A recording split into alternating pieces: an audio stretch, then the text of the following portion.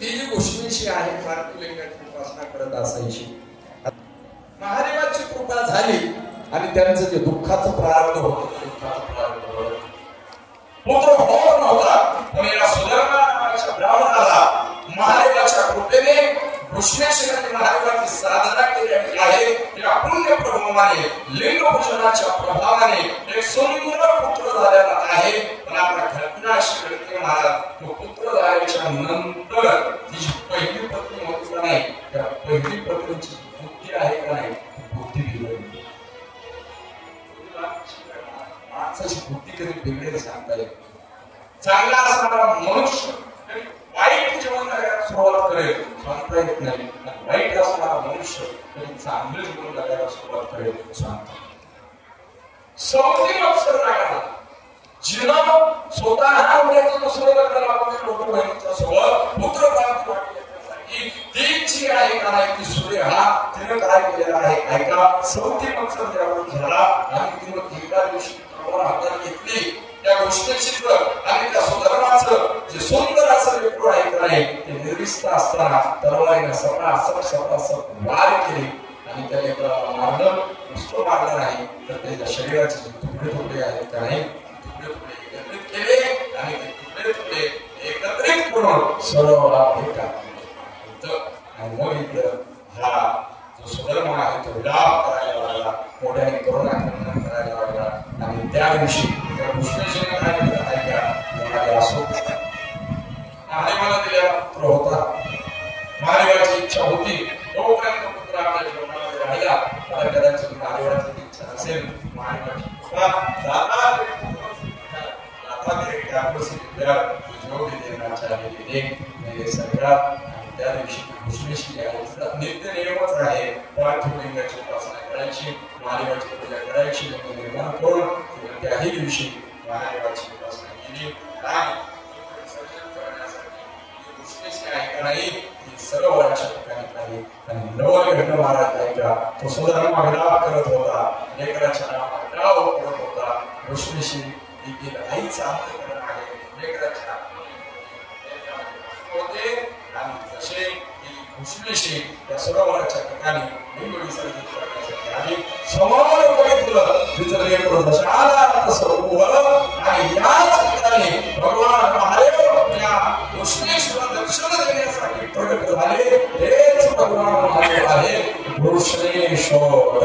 बोले घृष्णेश्वर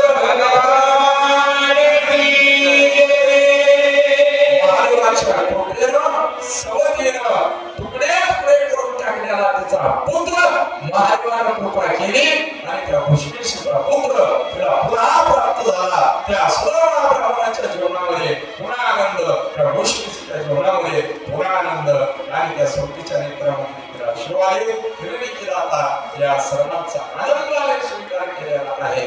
महादेवाची कृपा त्यांचं जीवन आनंदाचं झालं आणि महादेव त्या घृष्णेश्वरीसाठी तिथं थांबले. तेच आहे घृष्णेश्वर.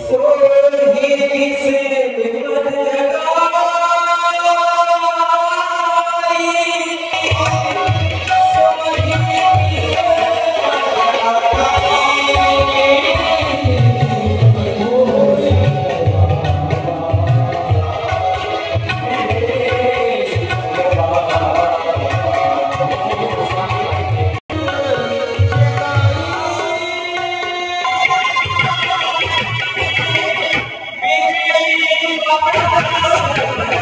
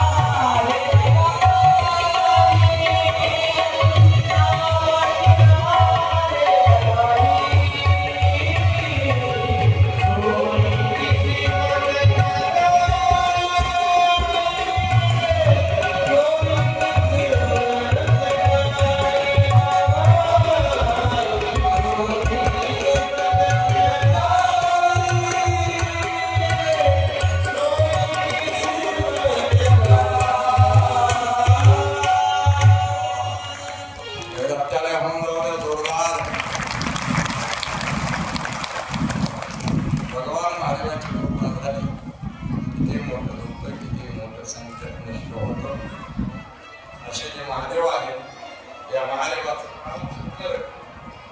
चरित्र म्हणजे शिवमहापुराण. गेल्या 7 दिवसापासून शिवमहापुराणाचे या ठिकाणी चिंतन करत आहात. आपला जो वेळ आहे तो जवळजवळ आता 4 पर्यंत पोहोचलेला आहे. त्यामुळे आता फार वेळ न घेता आज ज्योतिर्लिंगांची कथा स्वानुपूर्व होतो आपल्याला सांगणार आहे. ज्योतिर्लिंगांची कथा या ठिकाणी प्रकट झाली. यानंतर पुढे अनेक कथा आहेत. शिवजींचे अनेक नाव आहेत. त्या नावाच्या संबंधाने चिंतन केलं. त्याला मी तुम्हाला काही नाव शिवजींची सांगितली. त्यानंतर पुढे शिवरात्र व्रताचा महिमा सांगितला. माहितीच आहे आपल्याला. आज योगायोगाने शिवरात्र आहे. शिवरात्रचे व्रत आहे का नाही ते करावं महाराज. शिवरात्र व्रताचा महिमा फार वेल्ल होता. काय केलं होतं त्या वेल्लाने? ऐका, शिकार करण्यासाठी गेला होता वनामध्ये. शिकार करण्यासाठी वनात गेल्याच्या नंतर शिवरात्र व्रताचा महिमा त्यानं बाण असा तयार केला. हरिण त्याच्या समोर आलं. बाण मारणार तेवढ्यात ते हरिण म्हणून लागला. ऐका, मला माझ्या घरी जाऊ लेकर आले. त्या लेकराला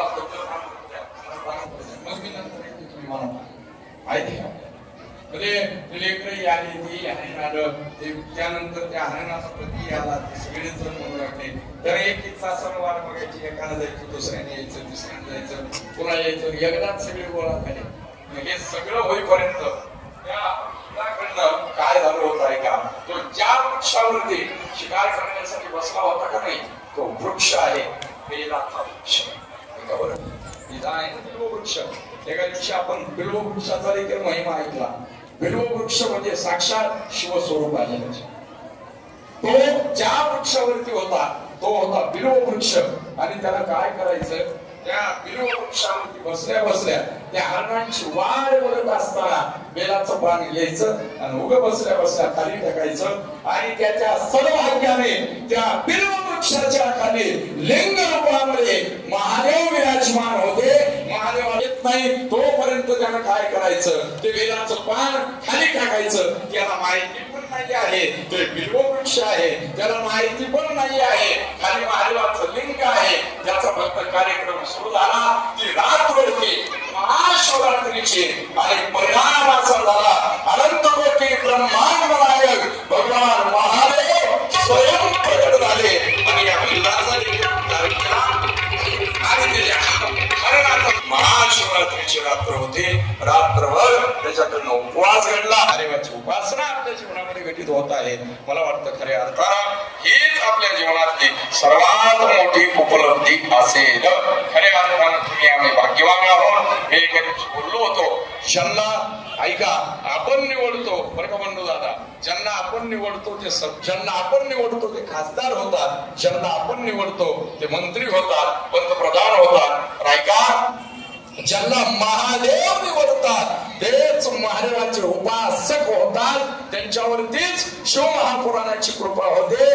तुम्हाला मला सर्वांना महादेवानं निवडलं म्हणून आपण या ठिकाणी महाशिवरात्रीच्या दिवशी महादेवाचं व्रत करण्यासाठी उपस्थित, महादेवाची उपासना करण्यासाठी उपस्थित, महादेवाचं दर्शन करण्यासाठी उपस्थित.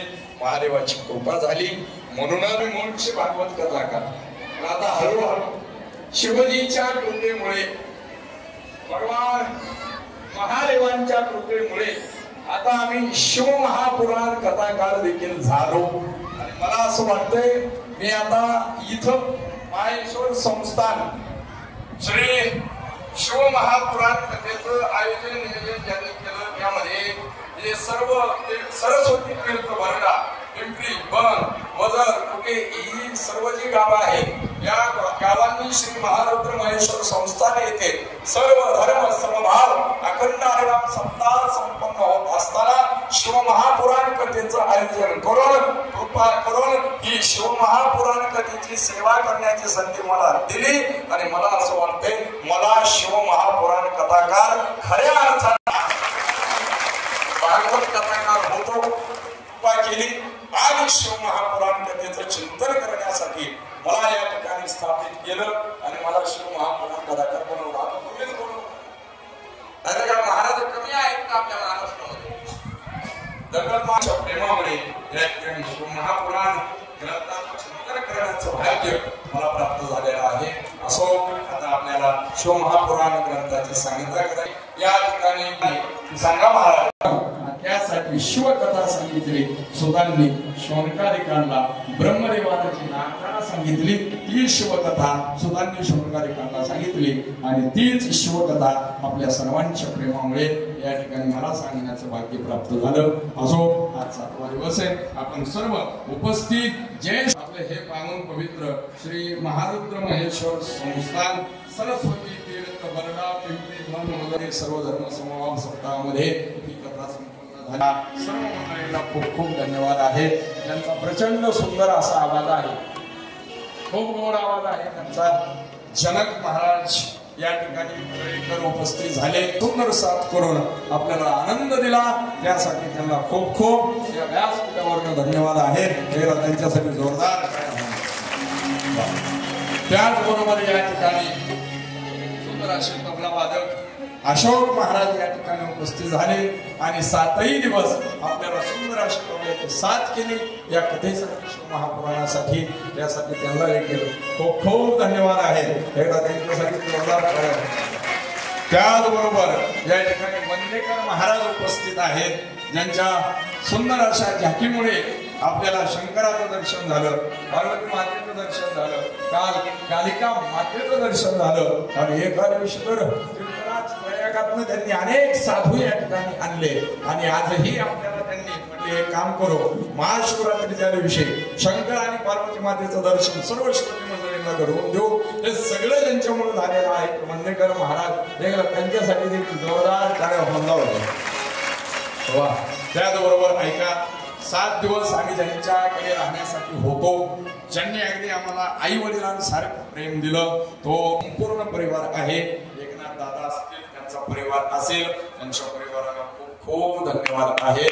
अतिशय त्यांनी सुंदर सेवा केली, खूप प्रेम दिलं. महादेवाकडे प्रार्थना एवढीच की असंच प्रेम मिळत राहा. सगळ्यांची नाव मला माहिती नाहीत, नाहीतर माऊली दादा नाव घेण्यासाठी मला काही अडचण नाही, काय तासच जाईल. पण ऐका, नाव माहिती नसल्यामुळे घेऊ शकत नाही, त्यामुळे ज्यांची माऊली दादा आहेत या ठिकाणी त्यांना देखील धन्यवाद. आणि विशेष साऊंड सिस्टीम आहे का नाही, अतिशय गोड साऊंड सिस्टीम, त्यांच्यासाठी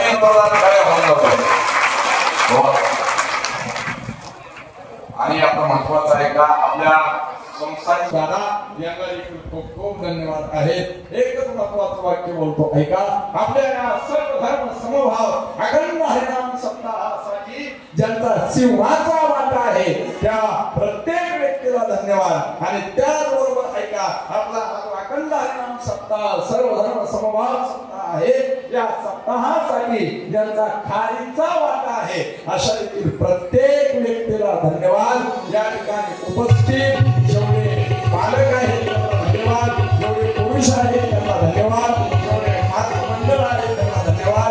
सर्व मंडळींना खूप खूप धन्यवाद आहे. आपल्याला धन्यवाद देतो आणि एकच बोलतो, या 7 दिवसामध्ये माझ्याकडनं एखादी चूक झाली असेल, आई वडिलाचं साधू संतांचं अंतःकरण करून माफ करा. काय असतं बघा, बोलणारा मनुष्य चुकत असतो. आता जे बोलत नाही चुकण्याचा प्रश्न येत नाही. एकच काम करा, आई वडिलाचं साधू संतांचं अंतःकरण करून माफ करा. सांगू का तुम्हाला कसं माफ करायचं? ज्याला 3 लेकरं आहेत का नाही त्यानं समजायचं आपलं 3 पैकी 1 चुकलं. ज्याला 2 लेकरं आहेत का नाही त्यानं समजायचं 2 पैकी आपलं 1 चुकलं. आता एकच लेकरं असं सांगायची गरज आहे का? एकुलतं एक कसं असते, लाडकं असते, बरोबर का नाही? आणि ज्याला कोणीच नाही का नाही, लेकरूच नाही, मला दत्तक घेऊन बरोबर का नाही? असं विनोदाचा भाग सोडा. आजचा दिवस म्हणजे महाराज रामराम येण्याचा दिवस आहे. तसं मी ना उद्याचा काला करूनच जाणार आहे, कारण आपल्या सर्वांच्या प्रेमामुळे काल्याची सेवा देखील या ठिकाणी मला प्राप्त झालेली आहे. ही सगळी मंडळी आहेत काय, ही सगळी मंडळी आजच आपला रामराम घेणार आहे. आज खरं म्हणजे ना आम्ही जातो आमच्या गावात आज आमचा राम राम घ्यावा. फक्त एवढंच म्हणेल मी, एवढंच म्हणू आम्ही. तुकोबारांसारखं म्हणणार नाहीत आम्ही. आता नाही येणे जाणे, आम्ही असं म्हणू आता केव्हा येणे जाणे तुम्ही बोलवायचं, आम्ही यायचं म्हणलं. मी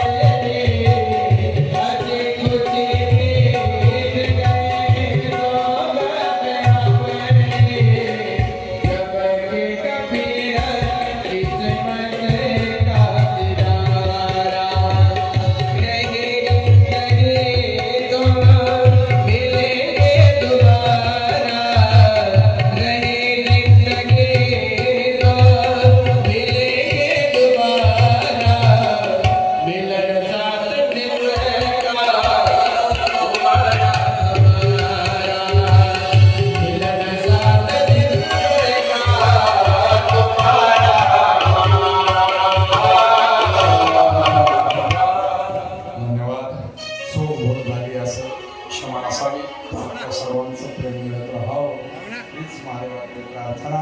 आणि आज जी सांगतीची कथा आहे याच ठिकाणी थांबत आहे। उपस्थित सर्व मंडळींना धन्यवाद। आज श्रीलाणी उपस्थित झाले त्यांचे सर्व सहकारी त्यांना देखील धन्यवाद। मोठ्या संख्येने उपस्थित आपण सर्व मायबाप श्रोते मंडळ सर्वांना धन्यवाद देतो आणि हे शिवमहापुराण महादेवाच्या चरणी समर्पित करतो। याच ठिकाणी थांबतो। आता आज आपल्याला सांगतेच्या दिवशी महादेव आणि पार्वती या ठिकाणी दर्शन देण्यासाठी आलेत। जाहीर रूपामध्ये महादेव पार्वतीचं दर्शन आपण रोजच करतोय, आजही दर्शन घ्या, त्यानंतर तिकडं महादेवाचंही दर्शन घ्या आणि आता आरती झाल्याच्या नंतर या ग्रंथाचंही दर्शन घ्या आणि ग्रंथाचं दर्शन घेऊ। मग नंतर पुढील जे तुमचे कार्यक्रम आहेत ते कार्यक्रम